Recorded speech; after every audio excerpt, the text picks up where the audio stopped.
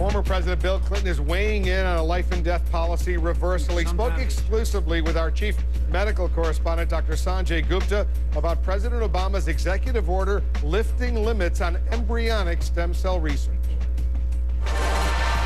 Always be as divisive as an issue as it is now. Is this going to be the abortion of the next generation, or are people going to come around? I think the answer is I think that we'll work it through when particularly if it's done right. If it's obvious that we're not taking embryos that under any conceivable scenario would be used for a process that would allow them to be fertilized and become little babies.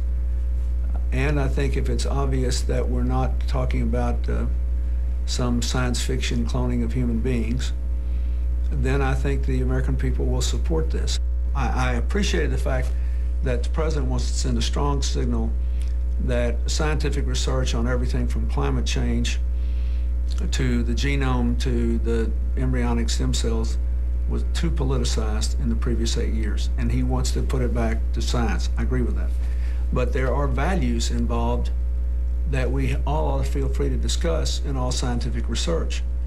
And that is the one thing I think these committees need to make it clear, that they're not going to fool with any embryos where there's any possibility, even if it's somewhat remote, that they could be fertilized and become human beings.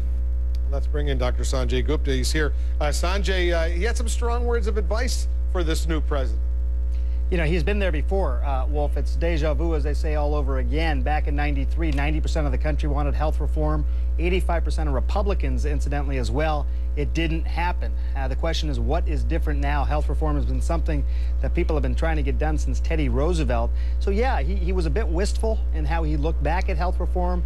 A lot has changed. There's probably more political will, according to the former president.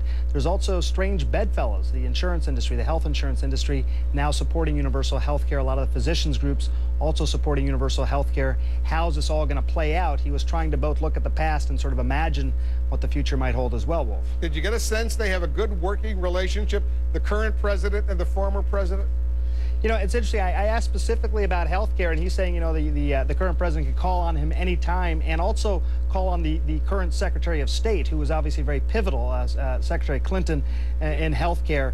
And he said, you know, she's pretty busy right now. The president has talked to her a little bit about health care, but for the most part, it's being done at that health summit and now in these groups around the country. So he had a lot of advice, and maybe the president will be watching tonight of some of the things the former president had to say about it. Good idea. All right, I know a lot of people will want to watch tonight. Sanjay, thanks very much. And this important note to our viewers, the former president of the United States, Bill Clinton, speaks with Sanjay Gupta. Sanjay's sitting in for Larry King tonight on Larry King Live. It airs at 9 p.m. Eastern, only here on CNN. We have a common task and a common challenge. Why can't we see that we are all in this together?